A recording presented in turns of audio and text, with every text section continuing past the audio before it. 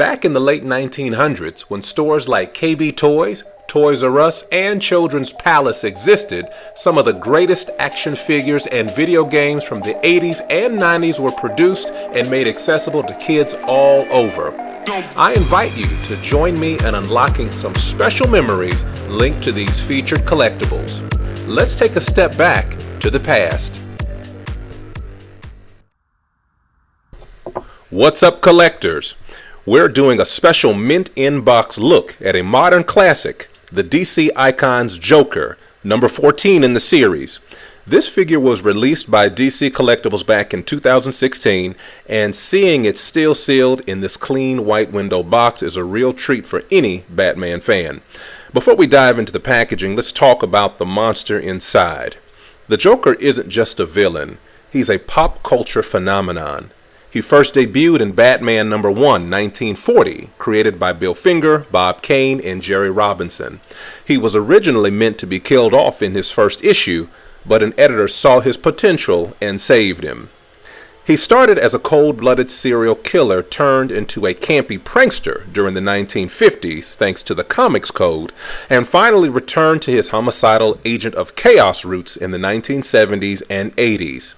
This specific figure is based on the 1988 arc A Death in the Family, the infamous story where the Joker kills the second Robin, Jason Todd, with a crowbar. It's one of the darkest moments in DC history, which makes this figure particularly iconic.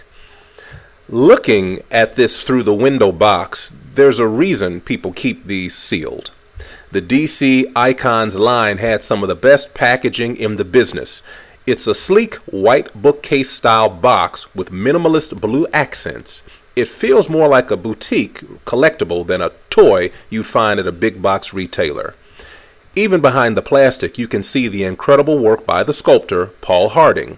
He perfectly captured the Jim Aparo art style from the comic, the long narrow face, the exaggerated chin, and that haunting toothy grin.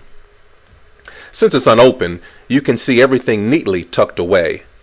The crowbar, the Tommy gun, including that creepy peace sign hand that fits his twisted humor. Why keep it sealed? Well, the DC Icons line was eventually canceled and replaced by the larger scale McFarlane Multiverse line. Because of that, these 6-inch scale figures have become a bit of a lost era for collectors. An unopened Joker is getting harder to find, and since the scale is smaller than the current DC toys, it holds a unique spot in history. Plus, there's no thigh swivel controversy if you never try to pose the legs by keeping it unopened. Do you remember this collector's item when it premiered? What memories does this spark for you after having watched? Thank you for taking a trip down memory lane with me today. Please like, comment, and/or subscribe to this page for more featured nostalgic segments. And thank you for your support.